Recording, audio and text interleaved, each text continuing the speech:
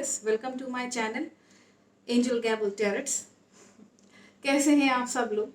I hope आप सभी बहुत अच्छे होंगे, अपने घर में सुरक्षित होंगे, सभी प्रिकॉशंस ले रहे होंगे। आज मैंने ये वीडियो स्पेशली राहु केतु के ऊपर बनाया हुआ है। बहुत लोग परेशान होते हैं, आप सभी बहुत चिंतित रहते हैं कि अगर राहु केतु अगर कुंडली में आ गया है तो पता नहीं वो क्या कर बैठेगा। बहुत लोग परेशान रहते हैं, कभी वक्री हो जाता है, कभी प्लैनेट डैमेज्ड हो रहा होता है, या राहु केतु अगर काल सर्प दोष बनाते हैं तो काल सर्प दोष भी कई तरह के होते हैं कुंडली में। तो ये सब परेशानियां आपको देखने को मिलती हैं राहु की वजह से। जब आपका माइंड डिस्ट्रैक्ट हो जाता है, ये सिम्टम्स होते हैं। सिम्टम्स ये होते हैं कि आप अपना डिसीजन नहीं ले पाते, माइंड में बहुत कन्फ्यूजन रहता है। कभी आपने देखा होगा डिसीजन लेते वक्त आपको औरों से तो एडवाइस मिलती ही है, लेकिन आप अपना डिसीजन जब रखते हैं तो बहुत कंफ्यूज होते हैं। कोई काम आपका हो नहीं पाता है, रुक रुक के चलता है। अंतरदशा और दशा में अगर राहु की अगर कोई भी काम आपका ऑफिस से रिलेटेड हो, या घर में कोई आपके न्यू बेबी आने वाला हो, या आपका कोई ऐसा, अगर आप स्टूडेंट हैं बार बार एग्ज़ाम देते ही रहते हैं, आपको अपनी फील्ड ही नहीं मालूम है और उसके बाद आप परेशान हैं, डिसीजन नहीं ले पा रहे हैं, हर वक्त आपको आलसपन सा आता है, एनर्जी नहीं रहती है बॉडी में, तो जहाँ राहु जिस जगह बैठा रहता है उस बॉडी पार्ट को वो खराब करता चला जाता है। जैसे मान लीजिए राहु अगर फर्स्ट हाउस में बैठा है तो फर्स्ट हाउस आपके हेड पोर्शन को डिनोट करता है। तो राहु आपके जो सोचने की क्षमता है उस पे वो प्रभाव डालता है, उस पे सोचने की क्षमता को डैमेज कर देता है। इसीलिए अगर राहु आपका 7वें घर में बैठ जाता है तो राहु जो है फिर अगर शुक्र के संग राहु बैठ गया है या किसी भी ग्रह के साथ अगर बैठ गया किसी घर में, तो वो वक्रिय कहलाने लगता है। वहाँ वक्री मतलब होता है कि रेट्रोग्रेड, यानी कि वो अब जो ग्रह है वो रिजल्ट नहीं देगा, वो उल्टी चाल चलेगा। यानी कि आप मान लीजिए शुक्र ग्रह है, शुक्र की मैं अगर बात करूँ तो शुक्र जो है वो वास्तव में ऐश्वर्य, संपन्नता, यानी कि ऐशोआराम की चीज़ें आपको देता है। तो उसमें क्या होगा, सब चीज़ उल्टी होने लगेगी अगर राहु संग में बैठ गया है तो राहु की जब छाया पड़ने लगती है तो वहाँ पे सब चीज़ उल्टा होने लगता है। आपको कोई ऐश आराम की चीज़ें नहीं मिलेंगी, आपको अगर मिलेंगी तो वो चली जाएंगी, पैसा आपका जो है खर्च हो जाएगा। अगर आपको अपने हस्बैंड से प्रेम नहीं मिल रहा है, कुछ समय मिलता है, फिर कुछ ना कुछ प्रॉब्लम्स आ जाती है, फिर वो छिन जाता है, वो सम्मान आपका छिन जाता है। औरत के लिए सम्मान बहुत ज़रूरी होता है ससुराल में। तो इसीलिए ये सब चीज़ें राहु की वजह से होती हैं। अगर आप ऑफिस में काम कर रहे हैं तो कई बार आपने देखा होगा कि डॉक्यूमेंट्स खो गए, या आपका बीच में कहीं जो है झगड़ा हो गया, कहीं इश्यूज हो गए, रास्ते में जाते जाते आपको जहाँ मीटिंग में जाना है, कोई इंपॉर्टेंट मीटिंग है, सेमिनार में जाना है, इतनी अड़चनें आती हैं कि आप परेशान हो जाते हैं। इस वजह से ये काम बिगड़ते चले जाते हैं। आपको पता नहीं है कि इसकी वजह से क्या क्या नहीं हो सकता है। जैसे कि मैंने अभी ही आपको इंडिया की कुंडली बताई थी कि राहु फर्स्ट हाउस में इस वक्त बैठा हुआ है। जून के महीने में सावधान रहिए। हम चाइना के युद्ध से भी मैंने वो वीडियो में बताया हुआ है, आप देख लीजिएगा। मैं डिटेल में इस वक्त नहीं डिस्कस करना चाहती। एक तरफ तो हम युद्ध को देख रहे होंगे, दूसरी तरफ हम बीमारी से भी जूझ रहे होंगे, तो ये रहेगा इंडिया का। उसी तरीके से जहाँ राहु बैठता है उसी के ऑपोजिट साइड में केतु बैठता है।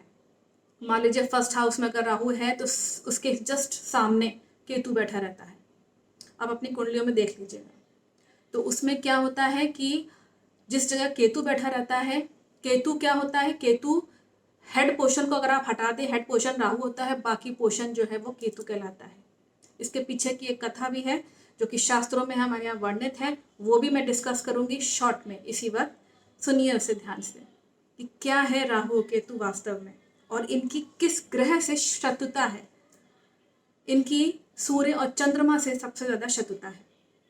समुद्र मंथन के समय जब भगवान नारायण अमृत कलश जब निकला था तो देवताओं और राक्षसों में युद्ध हो गया था कि अमृत कलश कौन ले। राक्षसों ने छल कपट करके जबरदस्ती करके वो लेकर जब भागने लगे, अमृत का वो जो घड़ा था लेके भागने लगे, तब भगवान मोहिनी रूप में आए उनके सामने, उनको मोहित करने के लिए, और उन्होंने वो घड़ा अपने पास लिया राक्षसों से मित्रता करके और उनको आश्वासन दिया कि मैं अभी आप लोग को अमृत दूंगा, लेकिन एक जगह आप सभी बैठ जाइए, सभी राक्षसों से बोला।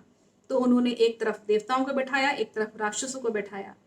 जैसे ही अमृत बांटने की बारी आई, भगवान नारायण जानते थे कि ये देवताओं को देना है सबसे पहले। क्यों? क्योंकि वो सतगुणी थे और राक्षस तमोगुणी होते हैं, यानी कि तमस में रहने वाले, हर समय जो है वो शराब और मतलब गलत तरीके से ऐश्वर्य का गलत तरीके से इस्तेमाल करना, किसी को मार दिया, ये सब प्रवृत्तियां होती हैं राक्षस की।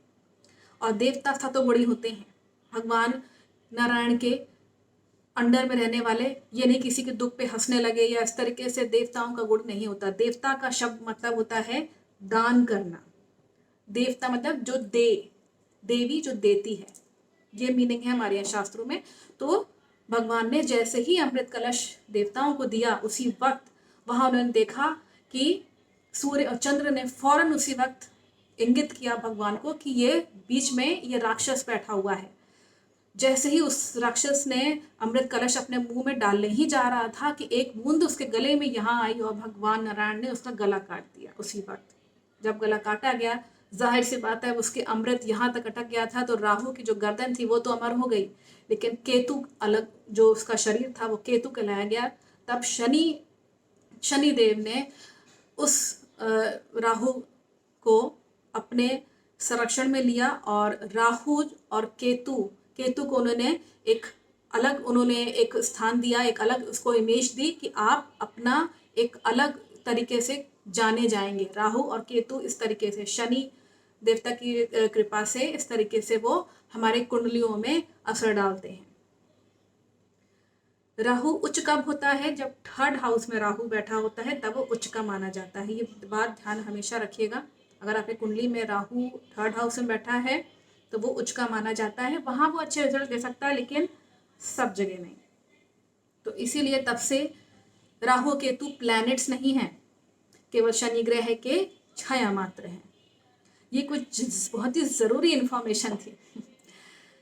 आई होप कि अभी कुछ ना कुछ नॉलेज एस्ट्रोलॉजी में मेरे थ्रू बढ़ रही होगी और आप सभी लर्न करते चले जाएंगे कि आप अपनी कुंडलियां जो हैं अगर दिखलवाना चाहते हैं दिखाइए। अगर आप उसमें कुछ पढ़ना चाहते हैं, कुछ एनालिसिस करना चाहते हैं, तो आप उसको एनालाइज करिए। ये एक अच्छी बात है कि आप अपने प्लैनेट्स के बारे में जानना चाहते हैं। Thank you so much for watching my video.